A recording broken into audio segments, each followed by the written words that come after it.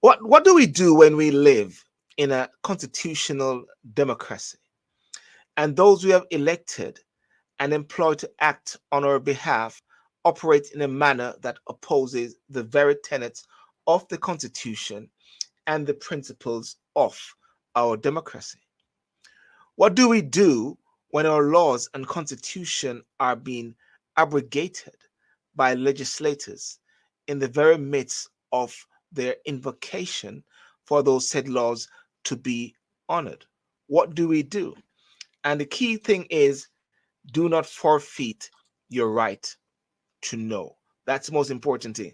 Do not forfeit your right to know. I'm going to invite Miss Calder now. Um, yeah. Good evening, Jeanette. How are you? I am good. I'm good. Good to be with you, Sylbourne, and with all of your listeners who have tuned in. Thank you. Thank you. Thank you very much. And even though we're in Jamaica and we were on the phone, we didn't get to link up, isn't it?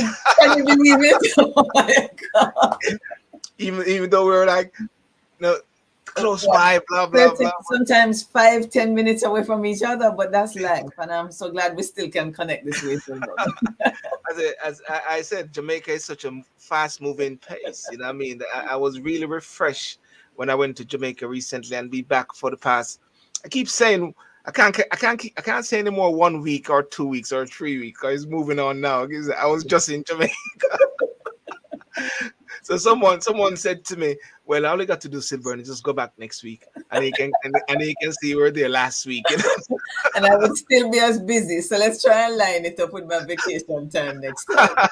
I was able to still to meet up with Professor Rosalie Hamilton. Rosalie, so I heard. Yeah. She represented us well. Thank you. Yes. We went to Scotches.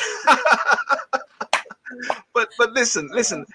Jamaica is at an exciting point. I would say it's an exciting point. And one of the points which I picked up there, and I picked up from an article which you wrote about, do not forfeit your right to know. Why was that so poignant? And who are you talking to? And say, do not forfeit your right to know.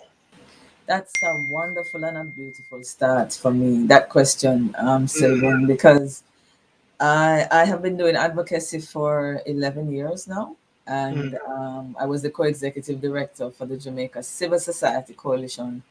That was back in 2012, 13, 14. So it's a good place to start because because JAMP began in 2019. There are some Jamaicans who are tempted to think that this is a boy, since Mr. Holness come in, Miss Calder. No, I've been around under both administrations, and I raise that for the reason. It's only under this founding this organization and really getting deeper into the work of the parliament that I have come to the conclusion that the problem is not the politician. I don't even really want to start about blaming. It's not. I like the question you asked because I've diagnosed the problem as a question of citizens not being clear as to what is their real identity. Yes. And so it has taken me almost 4 years of JAMP for us last year in the third year to come into what is our real message and what is our real job. And I would say that no matter how many times you have me, Sylbourne, and I hope to be back from time to time, my message is always going to start here. I'm not just a citizen of Jamaica. And I guess I've been operating out of that space because when I ask myself, what is the word citizen? What does it mean? I think of where I belong. You just came back to where you belong for a visit because you belong here, silly. No matter where you go, you're going to come back to where you belong from time to time. But I want to challenge those who are listening. As much as citizen, that word makes us feel good. In the context of the discussions that we have and the work that I'm doing, I am not as much interested in where I belong as what belongs to me. Yes. Yeah. 146. I am a part owner and a shareholder of 146 public companies. Yeah. I own this thing that they call Crown Land. It's my land. Yeah. Yes. So I am more interested in citizens listening to you and saying Sylbourne is talking about my companies. I am also not just a voter. That's another word that we use to identify ourselves. No. Voting is something that signals to me that I have something to do once every 4 or 5 years. I don't like that word. Yes. I am an employer. because voting is a mechanism to hire 63 public officials every 4 or 5 years. Yes. They knock on my gate and they're asking me for a work, Sylbourne. So if Yes. I am choosing the mechanism by which I employ them, which is voting, I'm an employer. So I'm not really supposed to be doing something once every 4 or 5 years. An employer is what? Checking in on their employees on a regular basis. Regular basis, yes. All right. And the third and last is I am not a taxpayer. I've been a consultant for a long time and I used to have to pay my tax. And every time I must press the button, I don't want to think about how much money we just spend, Sylbourne, right? Yeah. Press the button, I'm gone. No. What I am is an investor. I'm a financier of every single penny the government is going to spend. I am financing that job. I am paying their salary. So when I say that to myself and I say that to citizens now, they get it like this, because a financier and an investor wants what? A return on their investment.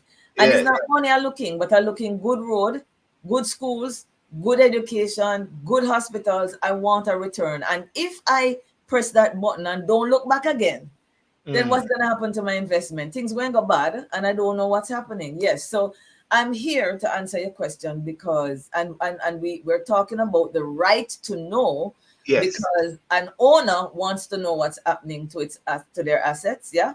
An investor wants to know what's happening with their investment.